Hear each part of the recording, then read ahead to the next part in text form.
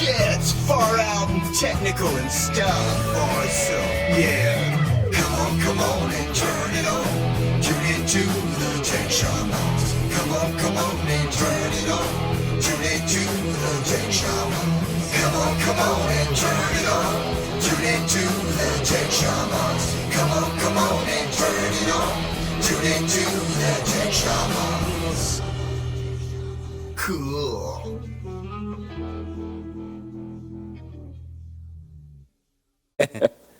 Good morning. Good morning, everyone. Welcome. We are broadcasting from approved media facility today. Oh my God. Oh boy, all sorts of fun stuff's happening in the world. Yes, it is. I don't know if you can really call it fun. There's so much going on, and we're getting to see so much technology just either come to the rescue or getting shut down. And I mean, wow. Obviously, this is Monday, February 28th, 2022. Some country invaded another country over the weekend. No, this was not the first time there's been aggression of this sort in the European theater since World War II, contrary to popular belief. This is actually the third time Russia has invaded one of its neighbors in the 21st century alone. Yeah. Oddly enough, none happened from 2016 to 2020. It's like he took a break for that time. I don't know what could possibly have been different, but he's back to his old tricks again. And so, yeah, there's a lot of fallout from that going on. There is a lot of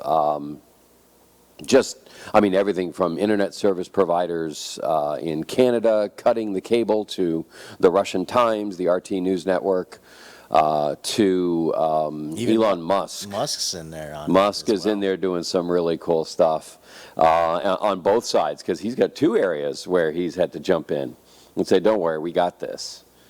So let's go ahead and start with our normal stuff. Did you tech this weekend? Was it very low tech? Did you turn some screws maybe? It's kind of low tech. I mean, I had to go online and order stuff, but I guess it was kind of low tech. I mean, there you go. Yeah. But you can't get away from it. No, not really. I mean, there's just no way to get fully remove yourself from technology, especially if you're trying to order or get product or anything like that. Unless if you don't mind just going to the grocery store all day. I mean, that's about all we can do anymore. Yeah, that's a possibility, I guess.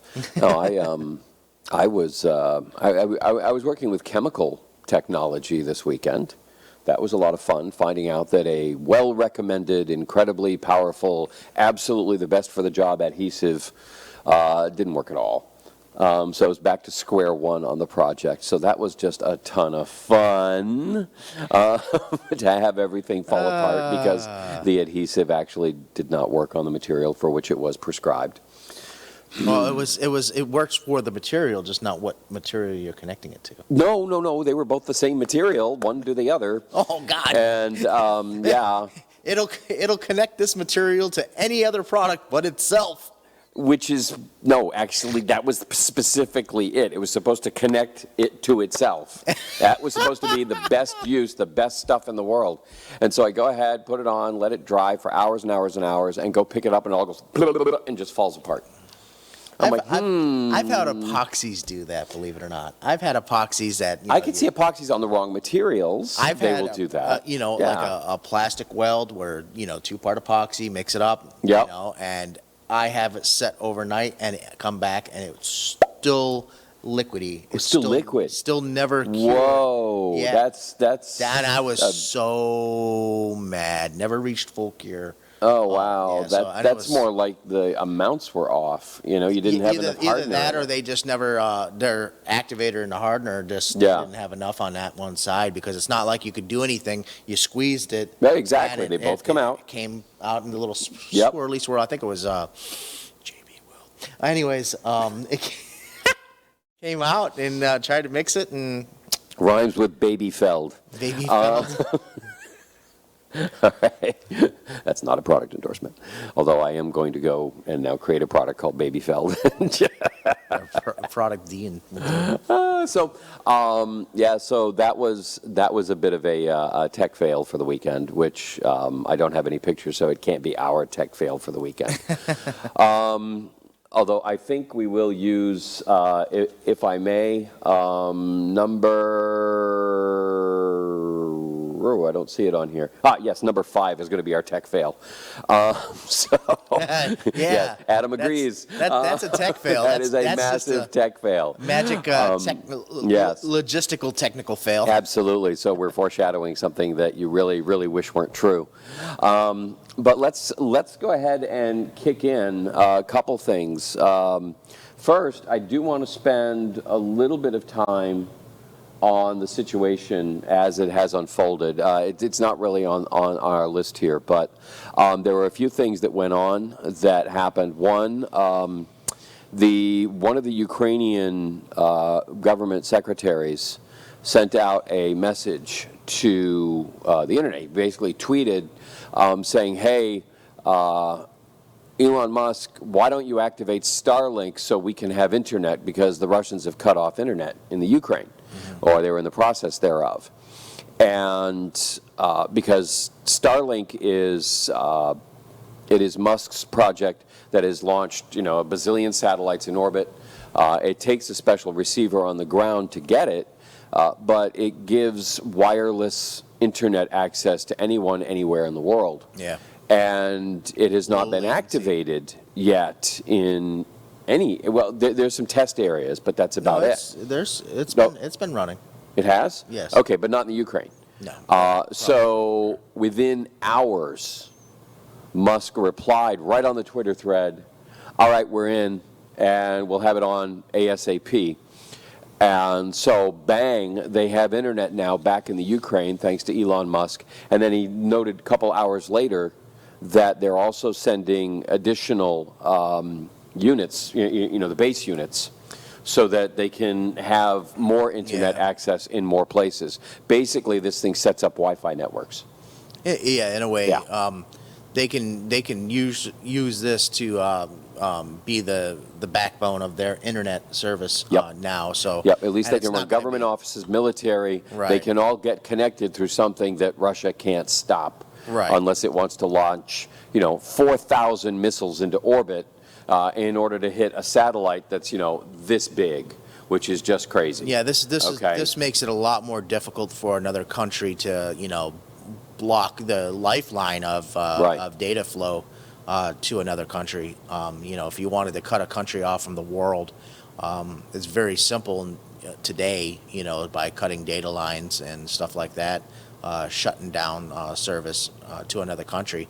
Most lines will come through, borders, cut it off and you're done, blow it up. And, they don't have any kind of internet access, and this gives them another way, another tool.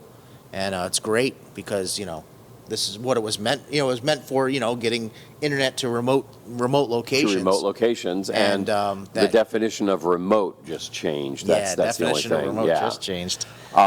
We also have, in Musk news today, the space station, of course, was threatened. Yeah. The ISS. Putin said he was going to drop it from orbit, which basically means either one of two things. Either he's hoping that the 2 astronauts he has up there will sabotage it and go down in a flame of glory. I just don't see that happening. It's like, I can't wait to crash with me in it. That kind of thing. And if they want to defect, they just need to go move to a different module. Yeah, really, cut them off. Away they go.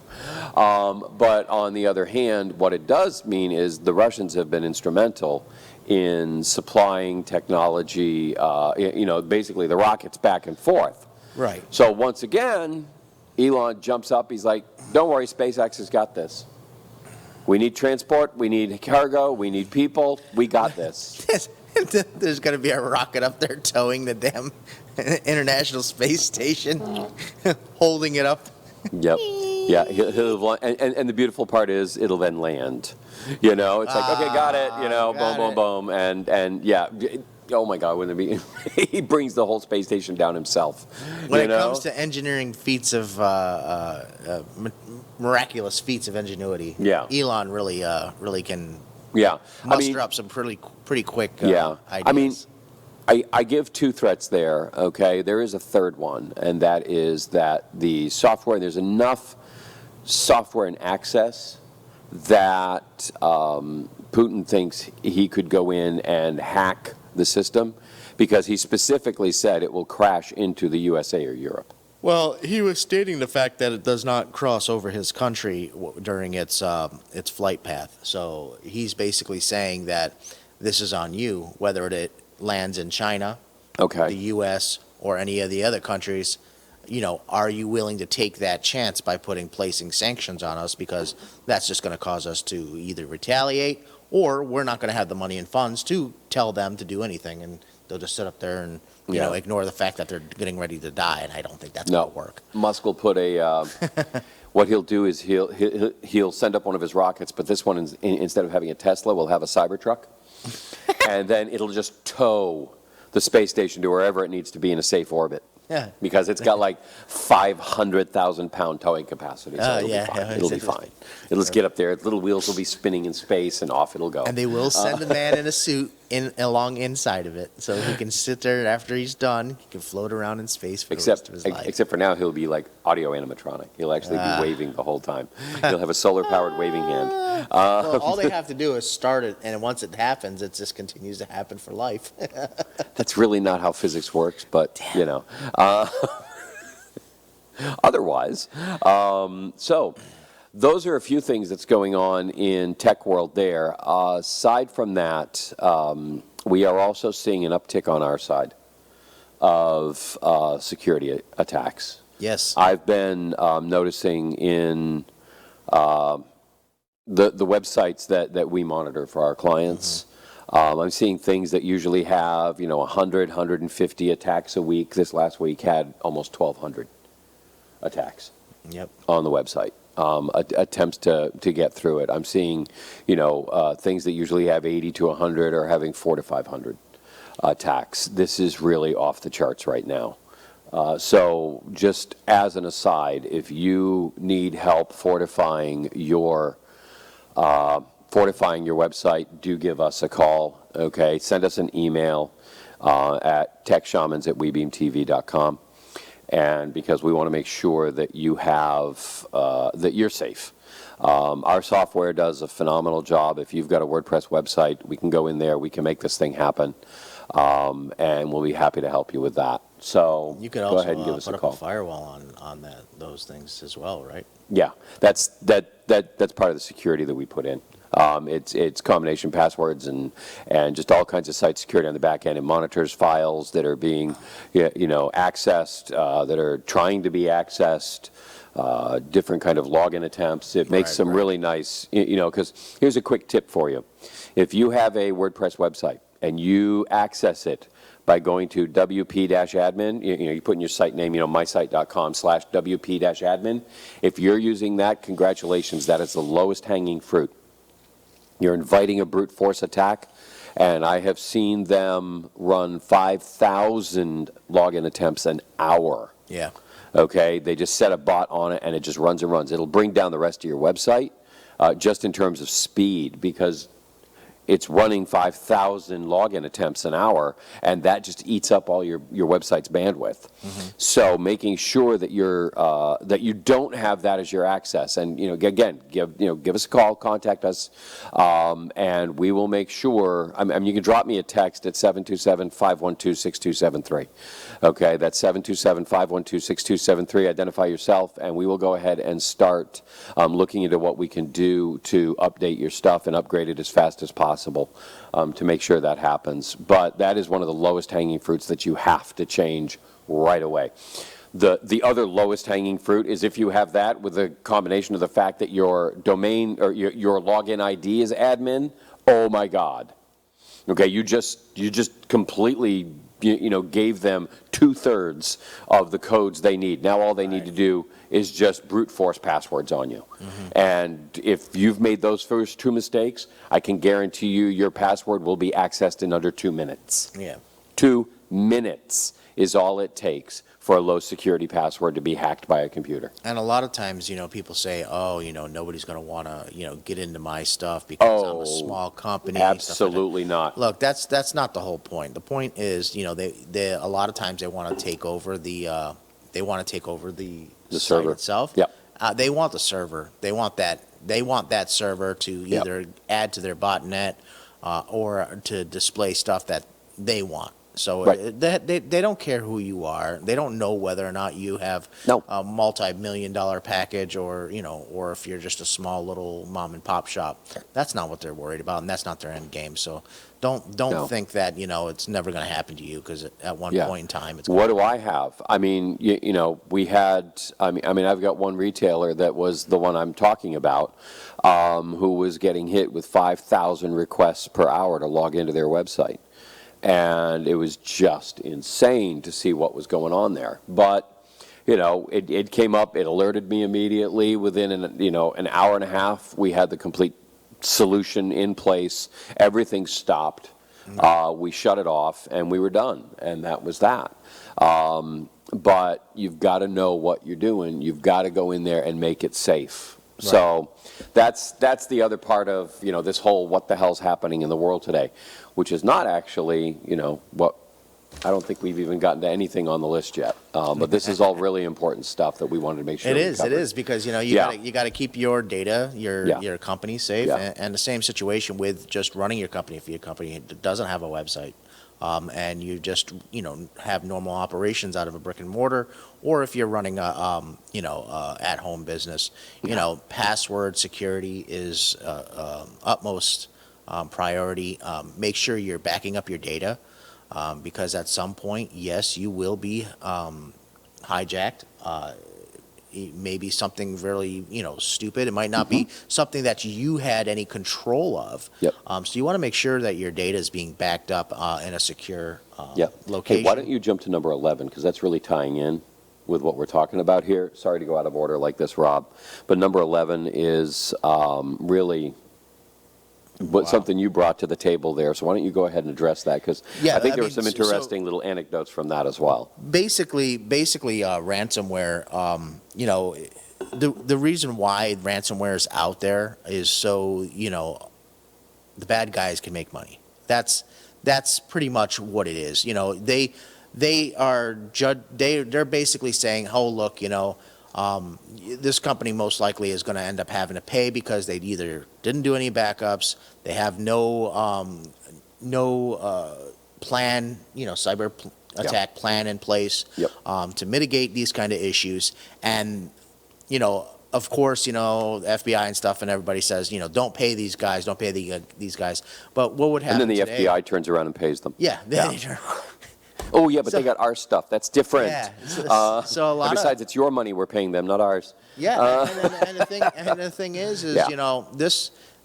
when this data gets lost, if you don't have a backup, you could essentially go out of business. Yeah, you could be put out of business. It's very simple, especially depending on the kind of business you're in. Mm-hmm. If your business relies on call lists or referring customers or constant monthly billing and stuff like that, you don't know who you have. A lot of times, everything we do is digital today. Yep. So people have gone away from the paper aspect. Yep. And when you get hijacked, you're not going to have the money to go out. And a lot of time, firms don't have cyber insurance. Right. They don't have a means of being able to pay the ransom if that's what they end up having to do. Yep. And how do you come back from that? Back up your data. Make sure you have your stuff going to two places. If it's a lot of data, you should have a local copy to be able to keep and to spin up at a really fast time if you need to access it immediately, and also cloud backup to, for instance, wow,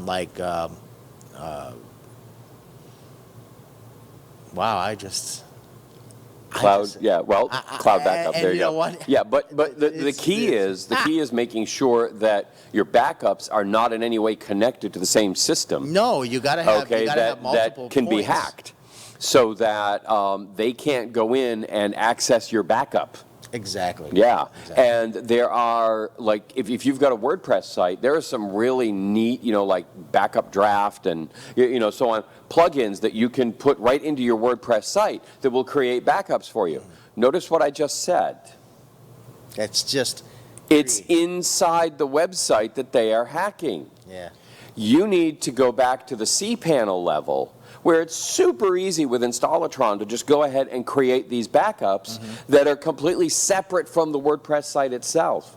Right. That is, yes, it's on the same server, but to be able to get from the WordPress site into the server is a whole different ballgame than being able to get into the WordPress site and going, oh, look, you gave me the doorway to your backup copies. And if you have your data, for instance, on site in your business, companies like Carbonite, is a great great product. I had a client that got hijacked. Yep. They had a ransomware in their server. Not a problem. Okay, we just rebuild the server. It was pretty painless, and luckily a lot of the attacks happen on a weekend. Yep. And they were attacked. We were able to wipe out their server, rebuild the server, install all the software again. Contacted Carbonite and said, hey, look, this is what we need to do. We need all this data back. Not a problem. They come in. They were able to install the installer, check the files, make sure everything was okay. And we had the data back by the weekend. All the data back, server back up. Monday started up. Their work week started. Their server was running. Everything was back up. Perfect. They were running just like nothing ever happened. They didn't have to pay any ransom, even though the people wanted like $25,000. Yeah. And they didn't have that. Nope. It's about insurance in advance. Yeah. And there's a way to do it. Now, there is a company in Clearwater. Yes. That called Know Before. You brought this one up. This is what do they do? What do? They test your company. A lot of times, if you have a lot of employees and stuff like that, you can't be the one that says, you're not over them watching, who checks their email, what are they clicking on, what's going on inside the company. So you have a lot of these like little people that could, accidentally, fatally destroy your company because they thought, they received a proper link to a website or, a file. Yep. Human resources is asking you to stand up and do this. And send a check of, $5 million to John because he just got done sending us an invoice and it needs to be paid immediately. So these are the kinds of things that you can't do by yourself. Right. This company goes out and they send out phishing emails. A lot of them, they're very, very, very good. First, they offer security training. They help you do the training. Tell your employees what to look out for, what not to open, how to be mindful of watching their emails and protecting themselves.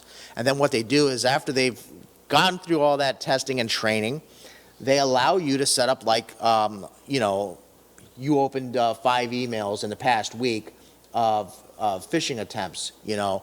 Is this an opportunity to retrain this employee? If this employee keeps doing the same thing over and over again, is this employee worth keeping in your company? Is it worth do they the risk? need internet access to do their job? Do they need internet access anymore? Okay. Do they need a typewriter? So this company will go out and phish your employees and even yourself and let you know whether or not somebody in your company is doing something improper with their emails or not, clicking on things they're not supposed to. So you can go ahead and find out, hey, where's this weakest link, and maybe we can fix this before something happens. And that is so different from so many of the other things I've seen, which are, we train and monitor. Instead, these people train, monitor, and attack. Yes. It's nice to have friendly fire, okay? It's just rubber bullets. It's not the real thing, but I tell you what, it's like paintball. They're basically paintballing your staff. Maybe that's why they call them know before. Yeah, know before. KNOWBE, the You number will 4. know Yes. who screwed up before it happens. Exactly. You'll know where your weak link is. Yes. So you can fix it. And the only way to do that is to test the users. Right. Because as we call them in our company, okay, we can design the perfect platform. It can do everything it's supposed to do. Technology can be perfect, servers perfect, everything's online, and it works great until you get a squishy part. Like you get some employee who went in, this happened with one of our accounts, oh my God, they went in and decided since all of the images were already up and showing on the website, they didn't need to be in the media library as well. It was duplicating, and so it was running them out of space.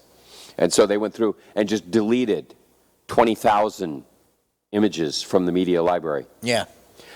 The media library is the repository where all of the pages pull their images. Oops. They shut down the entire website. Website looked great if you just wanted a nice read. Yeah, and the thing was, this was all image on the website, everywhere. I mean, everything, backgrounds and foregrounds and items for sale, and I mean, their entire homepage was nothing but ads, okay, of their latest products, all pulled from their store. And so it was all just the little gray little squares, ding, ding, ding, ding, ding, ding, ding, all the way down. 21,000 images deleted by what we call the squishy parts. Humans. Human. And this is Humans. Human. Thank you. That was very Star Trekian of you. But this is a way of testing the squishy parts. Yes, and it's a great opportunity to find out who's being vigilant in your business's security. And if you have the opportunity, if you do a lot of emailing, especially if you're I would say a financial company. Or you have a finance department. You've got a single finance person is your finance department. Oh, that's the biggest. Testing that single person. Okay, they get an email saying, "Oh my God, quick, pay this invoice. Here it is." You believe it or not, your weakest link is your the CEO, the owner of the company, and your weak. What was the story about that one? I'll tell you in a second. And your next weakest link is definitely your financial department. Yep. Because they're like robots. They get an email from the upper part who tells them to pay a bill, and they just write the check. It's just that simple. Oh, worse than that. Oh, yeah. You can put a stop payment on a check. And so they click pay now. There was a company, a gentleman, another IT company, internal company's IT department was using a company like Know Before, and they sent a phishing emails out into the wild, into their company to see who is going to do the things that they're not supposed to do. And obviously the COO of the company opened the email and got caught that he was, he actually did the thing. He did the thing. And instead of oh, my bad, I really need to keep a lookout for that, he got very upset and decided to pull a nice meeting of all the IT departments and proceeded to ream them out because they were trying to keep their company protected and safe. That's not how it works, people. So please, no. Give your IT department some credit, please. Yes. I mean, we're here to if they're doing this to protect you, don't get angry with them when you make the mistake. You made a mistake. And you own get up caught. To it. Yeah, it's game over, dude. Okay, this is what you were supposed to know, and congratulations. It's that simple. Unbelievable. And if you can't handle that level of security, again, I want to point out. Yes, we got typewriters. We got you covered right here, folks. If you need to rent some, we got you covered. Yeah, we got you covered. I own 3 of them. 4 of 3? I don't know, however many. I have an IBM Selectric 2 at home. For me, that was my favorite typewriter of all time. Although I do love these. And my Underwood looks nice too. But now that one's done, let's move on to our segments for the week, okay? One of the things that I wanted to talk about today, which is very simple, is evergreen webinars. What the heck is an evergreen webinar? I have no clue. You really don't? No. Oh, that's awesome. He's not just playing dumb, he really is dumb. Ooh, I said the quiet part out loud. Love you, Adam. No, you've all seen webinars, okay, where you get on and somebody teaches you something, even if it's cybersecurity or whatever. What's neat is they have this technology that makes these things live all the time. And it's not just click and watch a video. It actually functions exactly like a live webinar. The entire video segment can be pre-recorded. When you go in and you log in for a certain time, and you may have done this already. You go in and it says, hey, it starts in 7 minutes, or there's another one starting at 10 o'clock and another one starting at 3 p.m. Do you want to sign up for one of those instead? Well, there isn't somebody sitting around waiting to do these webinars for you on these times. But what it does is it automatically puts you into a funnel, and you pick your time if you don't want to do it right now. Right. And not all of them have that functionality. The software I have does. But it allows you to then go ahead, and these people will put in their name and address. They will opt in wherever they got the ad from, an email or social media or whatever. They will opt in. They'll then get a confirmation page, which will tell them when the webinar is. They'll probably get an announcement email, okay, just before the webinar starts. If you've got decent software, it'll do that. And then they go in and they watch the webinar and they get the information. Then when it's done, you can make them an offer of buying something, the next step, whatever it is, give us a call, here's the phone number, you can, or better, here, go ahead and schedule a phone call, okay, with us. Here's, 15-minute slots available on these days, and they can go in and hit that software and sign up for that. This is all really neat basic stuff that we see a lot, but we don't really think about the value of it. Because in the world of internet marketing, you think about it, and we've been telling people for ages that you need to go out, you need to have a blog, you need to have your social media connected, you need to spend 6 months to a year developing your relationship and your all of these things, and all of those things are still important. But this webinar can absolutely short circuit 90% of that process, because if what you're talking about in the webinar is important to people. It's a question that you get a lot on the phone. I mean, think about it. If you put together a webinar, just a quick webinar on, strengthening your business cybersecurity, here's 5 things you can do today to help with that, and you put that webinar out there and you started advertising it, how many business owners might sign up for it right now, given this environment? It's free, it doesn't take anything, okay, but guess what? You just captured a business owner who's worried about cybersecurity. You have their email address, you know stuff about them now, okay, that you can then use to add into your marketing efforts. And really, it's like supercharging your marketing program. So these evergreen webinars are enormously powerful. Everybody thinks they're just for internet marketing, and if you want to be an Amazon affiliate, here's 9 things you can do to sell crap online. No, this is really, really helpful for small brick and mortar businesses to do these things. And so again, if you have any questions or anything on that, feel free to give us give us a call, send us an email. We'll be happy to help with that one too. So that was my segment for today. Adam? And that's the end? That's the end. We are having just tons of fun with this stuff. Wow. Wow. I mean, seeing how we were talking about Elon Musk, he recently donated $5.7 billion to some charities. Yeah, that was interesting. I mean, they aren't really specifying, but I think I know what he did now. After reading the article a couple times, okay, I interpreted their language, and it's legit. Okay, I think what it was he originally was talking to, wasn't it the World Hunger company? Yeah. And then basically said, I will give you enough money to feed every person in the world. You show me the business plan and model and what you're going to do it. I will give you $6 billion today. Yes. And Okay, that's- if you go ahead and show me what you're going to do with it. And I don't okay, think they just ever- all I want. No. He responded. No, did they respond? Though? Yeah, yeah, Okay. they responded. When he said, all I want is a plan and transparency. Show me what my $6 billion would do. That's what you asked for. I will give it to you.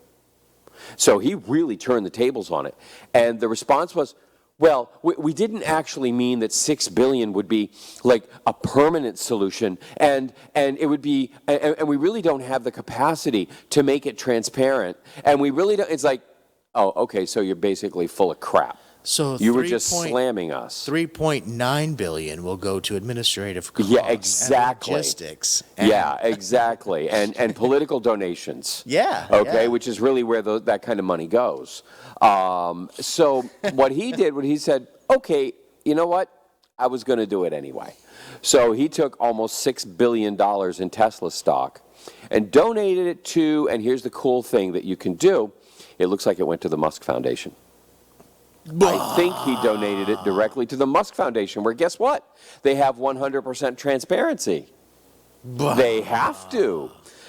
He can't hide behind bureaucracy and crap like that. So he gave it to a charity that he absolutely knows is going to spend it on the things it's supposed to be spending it on. Mm-hmm. Now, there are those going, oh, he just did that because he had, $12 billion tax bill.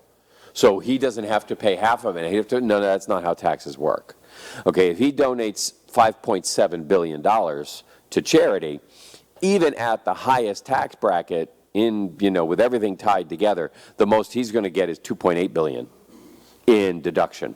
So instead of $12 billion, he's going to owe $9.2 billion. He's still going to be the highest single individual taxpayer in American history. Right. Okay, but at least a big chunk of it is doing what he said he was going to do. Because this guy, he said he'd do $6 billion. And the other side didn't put their money where their mouth was. Right. So he did. Yeah, he had the opportunity. They had the opportunity. Yep. I know they're probably kicking themselves in the butt right now. They don't really care about the world hunger and solving that issue. Nope. No. It's like, no. You don't want to find a cure. So what is this Riven electric truck that they've been talking about? Oh, this thing is pretty cool looking. This truck is really redesigned from the ground up to... I don't know what the tow capacity is on it, which is always my first thing. We have horses, and so we need at least a 10,000-pound towing capacity. And so this How much thing... horsepower? Just two horsepower.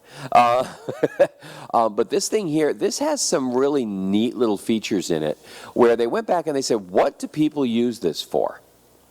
And so the cool thing, like the speaker in the console detaches. What? It pulls out, is fully charged Bluetooth speaker that you can then go tailgate with. Well, that's pretty snazzy. Yeah. That compartment, you see there's a front door, back door, there's a compartment right behind that. You press that button, and that is a whole cargo container in there that is all dry, secure. It's high security, tool cargo container inside.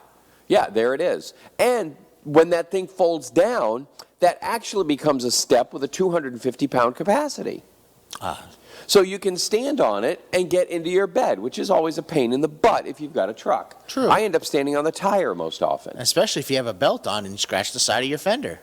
Yeah, that's a real nightmare. But you got to be really short to do that. Ow. So yeah, this thing has a ton of really cool features in it. Did we see a price on this one? Yep, there they are right there. So they start at $67,000. And then, it looks like the top end is like $73,000. Has the vehicle gone into production? Have they sold any yet? Because a lot of these new companies, they just talk about the stuff that they're making and then disappear. Yeah, they do. But in this case, the fact that you got, here, reserve yours today for $1,000. So here we go again. Were those really these trucks out there on the road being tested, or was that just digital effects? Is it deep fake technology for trucks? What was that deep one truck company that was doing that? Oh gosh, and they had a real motor in it or something, and they were using that the semi to pull something, and it was really not a full built out truck. Right. It was a decoy. Oh my Well, gosh. it's a demonstration model, not a decoy. Come on. demonstration Everybody model. starts with something. But you know, it's for me, it's about if it's a truck, it ain't about pretty. And if we're talking about electric vehicles, then I guess I hear the DeLorean's coming back as an electric vehicle. How cool is that? I mean, there is no concept art. There's nothing. There's just an official video from DeLorean. Really? Yes. No, that is not what it's going to look like. No. No. Aw, no? DeLorean put out a 15-second video that really does not give you any indication of what this thing is going to look like, what its capacities are going to be. But for me, it better than hell come with a flux capacitor. That's all I have to say. Because if I can't time travel back to 1955 in this, I don't know why I'd want it anyway. Why? Yeah, here's the whole video right here. Boom, the gull wing doors, and that's pretty much it. This is what you got. So Wait, that's the That's video. And the that video. came from DeLorean. yes, this is official DeLorean But- video. So was the V standing for DeLorean vehicle, or is it? I don't know. No, the V is just their shape when you open the gull doors. Yeah, but I mean, but they're pointing to something. They could be. They They drew could that. be. They drew that line on there for a reason. Yeah, because DMC was, their original logo. Yeah. Okay, the DMC stylized, but then that got confused with Run DMC and, their big song, something, A Christmas Carol that they did. It was really cool, a Christmas song that Run DMC did. Never mind. It's the only song I know from Run DMC. Oh man. Because it's on a Christmas album. Okay, so there's that. That is pretty freaking cool. I want to go to the what is going on with NVIDIA. NVIDIA Yes. is claiming that that they recently they're dealing with a recent cyber attack. What? A cyber attack? Wow. We should talk about that sometime on this program. So yeah, they're dealing with an incident. Reportedly, the incident is a cyber attack. Just great. I mean, it's not like anybody needs a video card soon. NVIDIA. Is that what NVIDIA makes? NVIDIA makes Yeah, but video- how many people have NVIDIA video cards in their computers? Lots of people. If you had to put a percentage on it. I would say NVIDIA probably owns about 80% of the market share of video cards versus. So you got a 1 out of 5 chance that this is not going to affect you at all. Okay? I mean, you know what? A lot of people gamble with a lot worse odds. Think about it though. NVIDIA has what they bought a call a lottery ticket? game-ready driver that is pushed for their video cards. If the server was attacked and malicious malware or spyware was injected into it, Yeah. it could be pushed to everybody's computer from an automatic update from NVIDIA's servers. Yeah, but what are the odds that a hacker would know how to do that?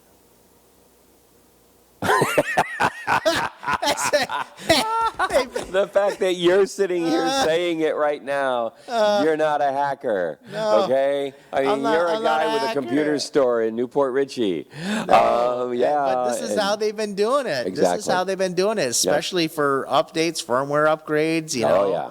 software updates. I mean, I just love how it says an incident. Yes. There's nothing yet linking it Nothing to the yet. So, but here's the thing, once again, if NVIDIA can get hit, what are the odds if we're repelling 1,000 attacks a week from a little local real estate agent, okay, and her website, over 1,100 attacks this week for this little brochure website. It's really all it is. This is scary stuff. And, but imagine what NVIDIA was getting hit with. Because at that point, we're looking at maybe 1 or 2 attackers hitting, this local real estate agent. Probably 1, but they upped their efforts. How many are hitting NVIDIA? Well, high-profile target. According to the article, the company, the people that hit them, Yeah. that claimed responsibility, also has employees' password hashes and for the NVIDIA employees, and also indicated that some of the data that was leaked and pulled from their servers included the source code and information related to RTX GPUs, which are pretty much every GPU that goes out into the gaming world, Yep. and even some workstations and stuff like that on development. Nothing to worry about. But, so- You're fine. You're absolutely fine. I mean, when you have the source code for a processor, it just makes makes breaking it down I mean, and this- being this- able to hijack it a lot easier. this won't affect your website at all. No. No, it'll affect your computers in your office instead. Isn't that much better? See? Yeah. So if you're thinking you're getting away, ooh, I don't have a website, so I don't have to worry about it. No, we just come knocking on the other door. Not the situation at all. You know all those kids that wanted those gaming computers? Yeah. Hey, did you have a segment for this week that you wanted to discuss, or did we kind of like blow it all up with all the cybersecurity? It was a cybersecurity segment. Is what I wanted that's to what I speak about, thought. Yeah, because it flowed so naturally. Yeah, we didn't actually go, hey, here's Adam's segment. Here you Yeah. got NVIDIA having issues. You have hackers are being called on by Ukraine to go ahead and anonymous to hack Russian media and their servers and stuff. You have the U.S. is on heightened alert for cyber attacks, telling companies that they need to be more vigilant and watch out for these kinds of attacks. And also, they launched on their the FBI's website, if I'm not mistaken. They I have to go back and look. There was some tools on how to mitigate attacks and just explainers on what you can do to help keep your company safe. So they released some information just because. Yeah. I mean, it's That's it's in the government's best interest that its private sector is also protected to keep the rest of the network. Because your losses are tax deductible. That's it. No. That's funny. They're going to screw with our revenue flow. No. Exactly. And speaking of, this is things you can do when you're that big. And speaking of the government and the FBI and the DOJ, and my favorite subject, as John isn't here, so it's time for me to rant on Amazon. I just watched an interview this, like 2 days ago that just went live this last week with a person who she's a lawyer and her husband is a real estate developer, basically a real estate agent. But he was a real estate agent that worked for Amazon. Well, what does Amazon have to do with real estate? Server farms. Server farms. Okay. This guy ended up becoming instrumental in the acquisition of the property and the build out of their server farms all around the country and around the world. And they have this massive program that's been going on. He's worked for them since like 2012, I think, when they first started this. So he wrote it up. He became one of the most valuable assets they had when it came to developing these things. Well, he kind of got tired of, having all of his income sort of like tagging from one source. So he went ahead and said, okay, Amazon, I'm still going to work for you. I'm going to work here as a subcontractor if you want, but I'm going to expand, okay? I'm going to go ahead and help other companies and other people do this. Amazon's response was very simple. Instead of going, ooh, we're going to be, we're really sorry to see you go. Maybe we'll start up, a social media campaign to make you look bad. They did, all right. The first thing they did was they accessed their revolving door of employees. Who knew they had this? There's a revolving door at Amazon. You know how lots of like senators and congressmen end up going to work for these really big companies that they just voted on legislation for after they leave Congress? Mm-hmm. Okay, and they get these big cushy jobs working as the, liaison or whatever, and they're pulling down $500,000 a year as salary. Yeah. Because what do you know, that law they passed while they were in Congress created the need for this new job. What a coincidence, okay? Well, who knew Amazon had the same thing going with the Department of Justice? If you were a DOJ executive or, officer in some high-level capacity, and you went ahead and did a lot of really cool things that Amazon just basically asked you to do, you come out and you get this really great job at Amazon when you're done being a new liaison to the DOJ so that you can tell more people back at the DOJ that you just do what Amazon does and look at the Lamborghini I got. So what happened?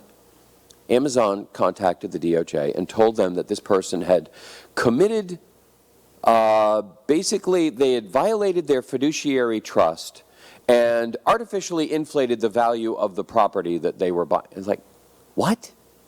What are you talking about? This guy had been absolutely diligent in his job for a decade, or 8 years anyway. So this was like April of 2020. 6:30 in the morning. Knock on their door, FBI agents. The woman's sitting there, she's got 4 little girls, aged like 2 to 7, and they're knocking on the door and saying, we want to speak with your husband. Now remember her job? She's an attorney. She's like, honey, don't talk to them. Well, that ended it right there. Now they're like, oh, well, if you won't cooperate and admit you're guilty, if you admit you're guilty, if you plead guilty to these charges, for which there can be no evidence because there was never any crime committed. Okay, if you just plead guilty, then we will go ahead and give you a walk-in arrest warrant. But if you don't plead guilty, then we will come back here at some point. We will not tell you when, we will not tell you how. We will have SWAT teams, and we will have frogmen in the pond out back, which they've done recently. That's what they did to Roger Stone, okay, which is just ridiculous. And so they ended up, and then they wake up the next morning. So they're like, okay, this is going to be a problem. They create a new bank account to funnel his paychecks over, okay? And then they prepay their attorneys, okay? Get that put into a trust account with the attorneys because they know this is going to be a battle at this point. And they wake up one morning and all the money's gone from his bank accounts and her bank accounts and her business bank accounts. And they went to the attorney and sacked their bank account. You heard it. They took the money from the attorney trust account. Yes. So they had no way to defend themselves. 4 months later, the news has gotten out that he's being arrested, charged criminally, except he was never charged. Never charged in 2 years. Okay? They took millions of dollars of their assets. They had to sell their house before the market turned. Okay, so God knows how much money they lost there just to live. They were living with relatives. They were afraid to go home or live anywhere permanently for fear of the FBI showing up with SWAT teams and arresting them. Wow. 2 years later, after they have pushed and demanded that something happen, the investigation was dropped. Amazon admits there's no evidence, and we'll go ahead and give you the money back from the DOJ that stole their money. Seized their money. Okay, we'll give it back to you as long as you sign this document saying you won't sue us for what we did. That was the deal. Well, they also forgot to say, put in a non-disclosure agreement on it, which is why she's out doing the talk show routine right now. And she's like, because the best place for me to hide is in plain sight. This cannot go hidden. You want to check it out? They also found that there were 18 of these arrests of ex-Amazon employees in the last 36 months. Wow. Most of them pled guilty. Because they didn't have the resources or her savvy or being able to handle it for 2 years until they could get their money back. That's Amazon. So go ahead. Give them your money. Go ahead. Buy stuff from them. This is what they're doing with it. You're scary, man. Paying $1,000 an hour attorneys to attack people and destroy them. That's how they run their business. You scare me, Yep. Anthony. But now we have the tech fail of the day, which is just as much fun. Okay, sorry, soapbox gone. Let's move on to our tech fail. Adam, take it away. A single company in Taiwan makes 92% of all the world's most sophisticated chips. What could possibly go wrong? Absolutely nothing. Nothing. Because China doesn't recognize them as their own country. Because Taiwan is absolutely as secure as the Ukraine right now. Right. They're in, not even a similar situation because China actually doesn't even recognize them as a separate country. Right. But this is where 92% of these high level, now these are not, the cheap chips, okay, that run a lot of stuff, but anything you have that is pretty high end, I don't know, maybe an Oculus, okay? Excuse me, anything, business related at the higher end, those chips are coming from Taiwan Semiconductor, Inc. That's the name of the company, and the problem is inherent in the name, Taiwan Semiconductor. Yeah. So what the hell do we do? We need to start making our own chips. We need to start getting production in-house or into a country that's more stable.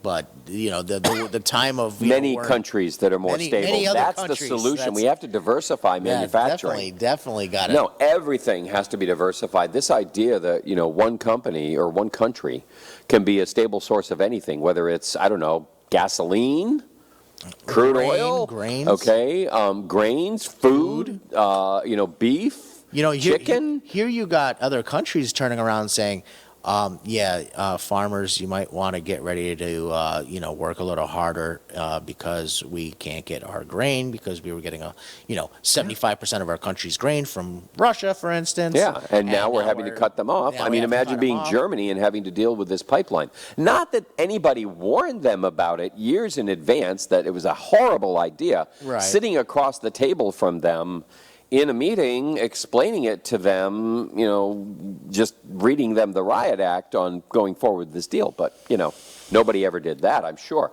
I have the video. But I have the video. Don't lie. But thank you all for tuning in this week. Hope you enjoyed the episode. We hope to have John back again next week. And you can reach us at techshamans@webeamtv.com. Send us your ideas, suggestions, and comments, and we'll be ready to listen. Other than that, tech out, everybody. Have a nice week. We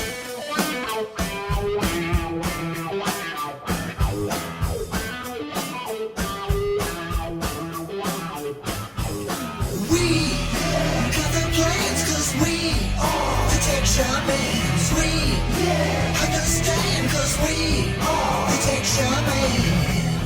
Dude, I got this cool thing to show you. Really, man? Yeah, it's far out and technical and stuff. Awesome. Yeah. Come on and turn it on. Tune into the Tech Shamans. Come on and turn it on. Tune into the Tech Shamans. Come on and turn it on. Tune into the Tech Shamans. Come on and turn it on. Tune into the Tech Shamans. Cool.